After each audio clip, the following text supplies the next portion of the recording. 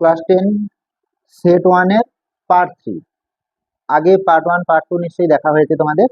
এখন আমরা যেটা করব সেটা হচ্ছে পার্ট 3 অর্থাৎ বিভাগ গ, যেখানে 2 নম্বরের কোশ্চেন 9টা থাকবে, মোট 18 নাম্বার করে। সেই বিভাগ গ অর্থাৎ আমাদের যে ভিডিও সেটা হচ্ছে পার্ট 3 সেট 1 এর পার্ট 3। সেখানে বিভাগ গটা আমরা দেখছি। বিভাগ গ কি রয়েছে? 3 দাগে 3.1 3 এর 1 নম্বর। 3 এর 1, ওজোন স্তর সৃষ্টি হয় কিভাবে? ওজোন স্তর সৃষ্টি হয় কিভাবে তা রাসায়নিক বিক্রিয়া সহ লেখো। ওজোন স্তর সৃষ্টি হয় কিভাবে, এখানে বলেনি, একদম পারফেক্ট করে বলে দেয়নি যে সিএফসি, আচ্ছা ওজোন না, সরি একটু ভুল বলে ফেললাম। ওজোন স্তর সৃষ্টি হয় কিভাবে বলা আছে, ওজোন স্তর সৃষ্টি হয়। আচ্ছা, ওজোন স্তর সৃষ্টি হবে কি হয় না, আমাদের অক্সিজেন যে গ্যাস, সেই অক্সিজেন গ্যাস অতিবেগুনি রশ্মির প্রভাবে ইউভি রশ্মির প্রভাবে ভেঙে যায়। একটা অক্সিজেন অণু O2 ইউভি রশ্মির প্রভাবে দুটি অক্সিজেন পরমাণুতে ভেঙে যায়। সেই দুটি অক্সিজেন পরমাণুর একটি অক্সিজেন পরমাণু একটি অক্সিজেন অণুর সাথে যুক্ত হয়ে O3 তৈরি করে। O3 অর্থাৎ ওজোন গ্যাস সৃষ্টি করে। আমাদের প্রশ্নে আছে ওজোন স্তর কিভাবে সৃষ্টি হয় তা রাসায়নিক বিক্রিয়া সহ লেখো। তাহলে কি হবে না, অতিবেগুনি রশ্মির প্রভাবে ক্ষুদ্র তরঙ্গ দৈর্ঘ্য যেটা, সেটা হচ্ছে অতিবেগুনি রশ্মির প্রভাবে অক্সিজেন গ্যাস, অক্সিজেন অণু একটা অক্সিজেন অণু বিয়োজিত হয়ে দুটি অক্সিজেন পরমাণুতে পরিণত হয়। পরমাণুগুলি একটি অক্সিজেন পরমাণু একটি অক্সিজেন অণুর সাথে যুক্ত হয়ে একটি ওজোন অণু অর্থাৎ ওজোন গ্যাসে পরিণত হয়। এই হচ্ছে আমাদের 3 দাগের 1 উত্তর। 3 2 কি? 3 2 একটা লেখচিত্র থেকে দেওয়া রয়েছে, লেখচিত্র। সেই লেখচিত্র থেকে আমাদের মান বার করতে হবে। এটা রয়েছে 5, এদিকটা হচ্ছে ভির কথা বলা আছে, আর এটা হচ্ছে কত, এটা হচ্ছে এই V2, এটা হচ্ছে কত, এটা রয়েছে আমাদের 50, এটা রয়েছে 100, এদিকটা হচ্ছে উষ্ণতাকে নির্দেশ করছে কেলভিন এককে, আর এটা মিটার কিউব এককে। তো এই সমীকরণ থেকে আমাদের V2 যে মান রয়েছে, V2 যে সমীকরণ লেখচিত্রে V2 অজানা, সেই V2টাকে আমরা বার করবো। তো আমরা চার্লসের সূত্র প্রয়োগ করবো, যেহেতু উষ্ণতা আর আয়তন লেখচিত্র। তাহলে V1 বাই V2 সমান T1 বাই T2। এখান থেকে V1 মানে কত দেওয়া রয়েছে, এই যে V1 5, যখন 5 কোন উষ্ণতায়, 50 কেলভিন উষ্ণতায়, 50 কেলভিন 50। V2 কোথায়, V2 তো বার হবে, কত কেলভিন, 100 কেলভিন উষ্ণতায়। তার মানে V2 সমান কত হবে, V2 সমান হবে 10, V2 সমান 10 মিটার কিউব। তাহলে উত্তর কত, উত্তর হবে 10 মিটার কিউব। 3.3 কি বলছে, 3.3। আর না, অথবাতে এখানে একটা প্রশ্ন রয়েছে, এইটারই অথবা এই 3.2 এরই 3.2 মানে 3 দাগের 2 এর এই প্রশ্নে একটা অথবা প্রশ্ন রয়েছে। অথবা কি বলেছে, 500 কিলো পাস্কাল চাপ রয়েছে, 500 কিলো পাস্কাল চাপ, চাপ মানে পি, চাপ পি দেওয়া রয়েছে 500 কিলো পাস্কাল। কিলো পাস্কাল মানে আমরা একে পাস্কালে করে নিই, 500 ইন্টু 1000, এত পাস্কাল। আর কি দেওয়া রয়েছে, তাপমাত্রা টি সমান 50 প্লাস 273, কেলভিনে করবো আমরা।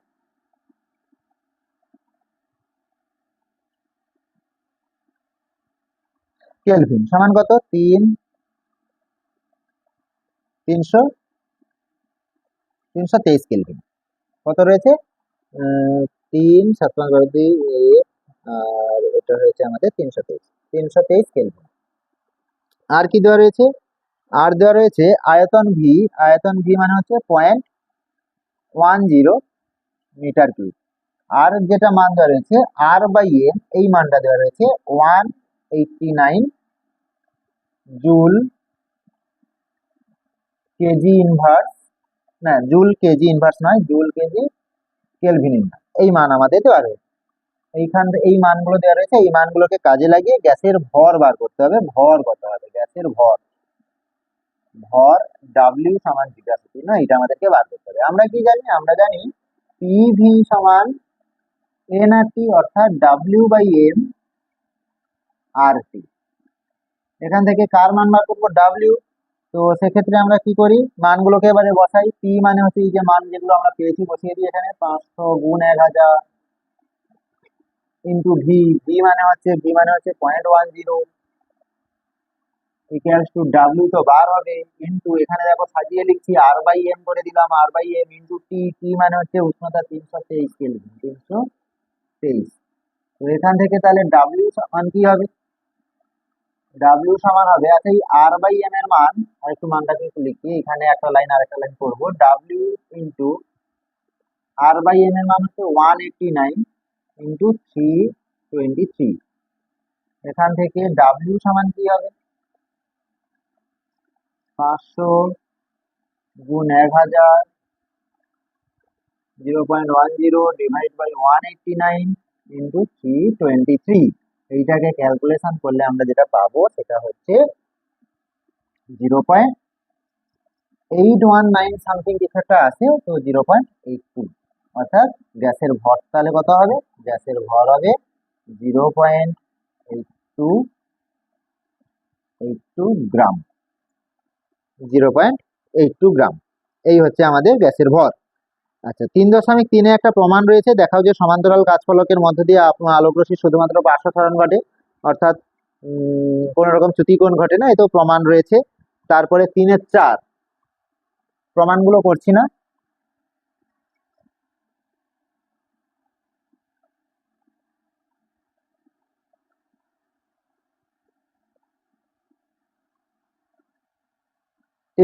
তিনের চার কি বলছে, 3-4-এ বলছে, 3-4 পরিবাহী রোধ পরিবাহীর দৈর্ঘ্য ও প্রস্থচ্ছেদের উপর কিভাবে নির্ভরশীল। 3-4, 3-এর দাগে 4-এরটা, পরিবাহী রোধ দৈর্ঘ্যের উপর এবং প্রস্থচ্ছেদের উপর কিভাবে নির্ভরশীল। না, আমরা জানি পরিবাহী রোধ দৈর্ঘ্যের সঙ্গে সমানুপাতিক, আর প্রস্থচ্ছেদের ক্ষেত্রফলের সাথে ব্যস্তানুপাতিক। প্রস্থচ্ছেদের ক্ষেত্রফলের সাথে ব্যস্তানুপাতিক, অর্থাৎ দৈর্ঘ্য যত বাড়বে রোধ তত বাড়বে, আর ক্ষেত্রফল প্রস্থচ্ছেদের ক্ষেত্রফল যত বাড়বে রোধ তত কমে যাবে। এই হচ্ছে আমাদের সম্পর্ক। অথবাতে বলা আছে বৈদ্যুতিক মোটরের শক্তি কি কি, এর সঙ্গে অথবাতে একটা প্রশ্ন রয়েছে। আমি লিখছি না, এগুলো এগুলো তোমরা সবাই জানো, বইতেও আছে, বা যে যেখানে পড়ো সেখানেও, স্কুলেও এগুলো পড়ানো হয়েছে। কি আছে, বৈদ্যুতিক মোটরের শক্তি কি কি উপায়ে বাড়ানো যায়। যেহেতু 2 নম্বরের প্রশ্ন, আমি দুটো পয়েন্ট বলছি না, বৈদ্যুতিক মোটরের যে আর্মেচার যে পাক সংখ্যাটা রয়েছে কুণ্ডলী তারের, সেই পাক সংখ্যা বাড়িয়ে আমাদের শক্তি বাড়ানো যায়। আর হচ্ছে তড়িৎ প্রবাহ বাড়িয়ে, প্রবাহ মাত্রার মান বাড়িয়ে সেক্ষেত্রেও কিন্তু মোটরের শক্তি বৃদ্ধি করা যায়। 3-5 সমযোজ্যতা বলতে কি বোঝো। তো সমযোজ্যতা বলতে কি বোঝো, তো সে সঙ্গে আমি আর বলছি না, যে যা জানো সবাই। আর অথবাতে, এই 3-5-এর অথবা, 3-5-এর অথবাতে একটা প্রশ্ন রয়েছে। অথবাতে যে একটি আয়নীয় যৌগের নাম লেখো যা জলে অদ্রাব্য। আয়নীয় যৌগের নাম যেটা জলে অদ্রাব্য, জলে অদ্রাব্য আয়নীয় যৌগ, কিন্তু আয়নীয় যৌগ কি হবে, ক্যালসিয়াম কার্বনেট, CaCO3, একটা আয়নীয় যৌগ যে জলে অদ্রাব্য। আর জলে দ্রাব্য কি, এটা কিন্তু জলে দ্রাব্য সমযোজী যৌগের কথা বলছে, যে সমযোজী যৌগটা জলে দ্রাব্য, সেটা হচ্ছে চিনি হতে পারে, গ্লুকোজ হতে পারে, ইথাইল অ্যালকোহল হতে পারে, এগুলো সবই কিন্তু সমযোজী যৌগ হওয়া সত্ত্বেও তারা কিন্তু জলে দ্রবীভূত হয়। 3-6, 3-6-এর প্রশ্ন কি আছে, 3-6-এর প্রশ্ন আছে NCl3 অণুর গঠন চিত্র। NCl3, 3-6-এর দা 3.6 কোশ্চেন। 3-6 বলছে NCl3 অণুর গঠন, যেখানে N দেওয়া আছে 7, ক্লোরিন 17। N পারমাণবিক সংখ্যা 7, তখন 2, 5, ক্লোরিন পারমাণবিক সংখ্যা 17, মানে হচ্ছে 2, 8, 7। আঁকতে হবে NCl3, N, N, Cl3 তিনখানা ক্লোরিন পরমাণু, 3টি ক্লোরিন পরমাণু, 3টি ক্লোরিন পরমাণু। বাইরের কক্ষের ইলেকট্রন আঁকবো, 1 1 1। নাইট্রোজেনের বাইরের কক্ষপথে 5টা রয়েছে, 5টা ইলেকট্রন, 3টে, আর এই যে দুটো 5টা। ক্লোরিনের বাইরের কক্ষপথে 7খানা করে ইলেকট্রন, 1টা 7টা। এর ক্ষেত্রেও সেই একই 7খানা। ক্লোরিনের ইলেকট্রন গুলোকে ক্রস চিহ্ন দিচ্ছি, নাইট্রোজেনের বাইরের কক্ষপথে ইলেকট্রনকে ডট চিহ্ন দিয়েছি। কি করবে, এরা ইলেকট্রন গুলোকে সমানভাবে ভাগ করে নেবে, ইলেকট্রন গুলোকে সমভাবে তারা ব্যবহার করতে থাকবে। ব্যবহার করে কি হবে তাহলে, এখানে ক্লোরিন আর এইখানে মাঝখানে তাদের যে সমভাবে ব্যবহার করেছে এই দুটো ক্লোরিনকে এন।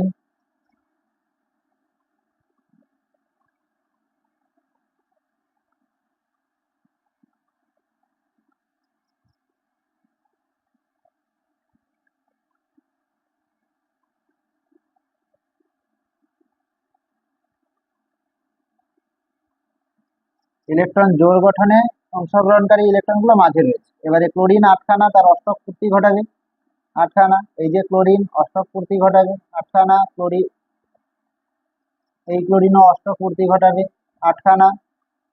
আর নাইট্রোজেনও তার কি করবে, অষ্টক পূর্তি ঘটাবে 2 4 6 8খানা, সবগুলোকে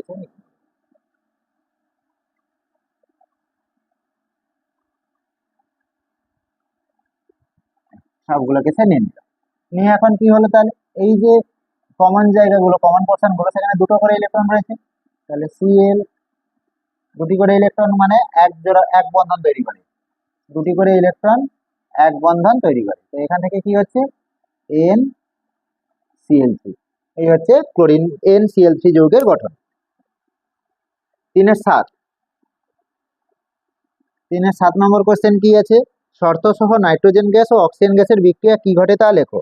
শর্ত সহ লিখতে হবে নাইট্রোজেন গ্যাস আর অক্সিজেন গ্যাস এরা কিন্তু সাধারণ উষ্ণতায় বিক্রিয়া করে না, পাশাপাশি অবস্থান করে। সাধারণ উষ্ণতায় কোনো বিক্রিয়া হয় না নাইট্রোজেন এবং অক্সিজেনের। কখন বিক্রিয়াটা হবে, বিক্রিয়াটা যখন হবে 3000 উচ্চ উষ্ণতা, 3000 ডিগ্রি সেন্টিগ্রেড দিলে তবে হচ্ছে নাইট্রোজেন এবং অক্সিজেন বিক্রিয়াটা করবে। বিক্রিয়া করে কি তৈরি করে, বর্ণহীন নাইট্রিক অক্সাইড গ্যাস তৈরি করে, বর্ণহীন নাইট্রিক অক্সাইড। এবারে সমতা বিধান নেই, এটা সমতা বিধান করে দিলে হয়ে যাবে। নাইট্রিক অক্সাইড হচ্ছে বর্ণহীন, তাহলে 3000 ডিগ্রি সেন্টিগ্রেড উষ্ণতায় নাইট্রোজেন এবং অক্সিজেন পরস্পর বিক্রিয়া করে বর্ণহীন নাইট্রিক অক্সাইড গ্যাস উৎপন্ন করে। 8 নম্বর,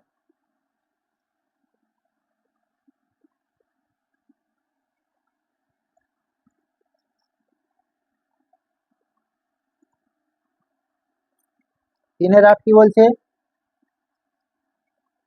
তিনের 8 ধাতু নিষ্কাশনে আয়রন ধাতু নিষ্কাশনে Fe2O3 কে কার্বন ও কার্বন মনোক্সাইড দ্বারা বিজারণের সমীকরণ দুটি লেখো। আচ্ছা, কার্বন Fe2O3 এই যে যৌগটা, এটাকে কার্বন এবং কার্বন মনোক্সাইড দ্বারা বিজারিত করতে হবে। কার্বন দ্বারা করি, কার্বন বিজারণ পদ্ধতিতে করলে কি হবে, এখান থেকে এর মধ্যে থাকা যে ধাতু Fe আয়রন বেরিয়ে গেল, সঙ্গে কার্বন মনোক্সাইড, কার্বনের অসম্পূর্ণ দহন। এবারে কার্বন মনোক্সাইড পুনরায় আবার Fe2O3 সাথে বিক্রিয়া করবে, করে কি করবে, করে তৈরি করবে, সেখান থেকে আবার সেই ধাতু Fe বার করবে, করে সঙ্গে কার্বন ডাই অক্সাইড অর্থাৎ কার্বনের সম্পূর্ণ জারণ ঘটাবে। তাহলে কার্বনের সঙ্গে যখন বিজারণ করা হচ্ছে তখন CO কার্বন মনোক্সাইড গ্যাস, আর যখন কার্বন মনোক্সাইডের সাথে বিজারিত করা হচ্ছে তখন কার্বন ডাই অক্সাইড গ্যাস তৈরি হচ্ছে। 3-9 কি বলছে, 3-9 3টি কার্বন পরমাণু যুক্ত, কার্বন পরমাণু 3টি বলেছে, মানে N=3 ধরে নিতে হবে। অ্যালকাইনের সাধারণ সংকেত কি, অ্যালকাইন মানে CnH2n-2, এই হচ্ছে অ্যালকাইনের সাধারণ সংকেত। এই অ্যালকাইনে উপস্থিত হাইড্রোজেন পরমাণুর সংখ্যা কত, এই যে অ্যালকাইনের সংকেত, এই অ্যালকাইনের সংকেতে N=3 ধরতে বলছে, তাহলে হাইড্রোজেন পরমাণু কটা রয়েছে। তো আমরা যদি এখন n এর জায়গায় 3 বসাই, তাহলে হাইড্রোজেনের যে 2n-2 রয়েছে, তাহলে 2n-2 সমান কি হবে, 2 × 3 -2, n এর জায়গায় 3 বসানো হয়েছে, তার মানে 6 - 2 = 4, অর্থাৎ হাইড্রোজেন পরমাণু সংখ্যা কটি, হাইড্রোজেন পরমাণু সংখ্যা 4টি। তাহলে সংকেত কি হবে, তাহলে হাইড্রোজেন পরমাণু সংখ্যা হলো 4টি। আর যৌগটির সংকেত কি হবে, তাহলে সংকেত কি দাঁড়াবে, সংকেত দাঁড়াবে C3H4, অর্থাৎ প্রোপাইন। এর নাম কি? কার্বন তিনখানা প্রো, তিনখানা কার্বন মানে প্রো, আর অ্যালকাইনের আইন প্রোপাইন, যৌগটার নাম প্রোপাইন। এই হচ্ছে আমাদের বিভাগ গয়ে যে 9টা কোশ্চেন আছে, এইগুলো তার 9টা, প্রমাণটা করালাম না, প্রমাণটা প্রত্যেকের কাছে করা রয়েছে। চোখ রাখো আবার 4th পার্টে, 4 নম্বর পার্টে, যে আমাদের পরের যে বিভাগ ঘ রয়েছে সেখানকার যে প্রশ্নগুলো সেগুলো আমরা আলোচনা করব। চোখ রাখো পরের পার্ট, 4th পার্ট। সাবস্ক্রাইব করো, লাইক করো, বন্ধুদের মাঝে শেয়ার করো, কোনো অসুবিধা হলে কমেন্ট করো, এবং চোখ রাখো 4th পার্টে বাদ বাকি কোশ্চেনের উত্তর জানার জন্য।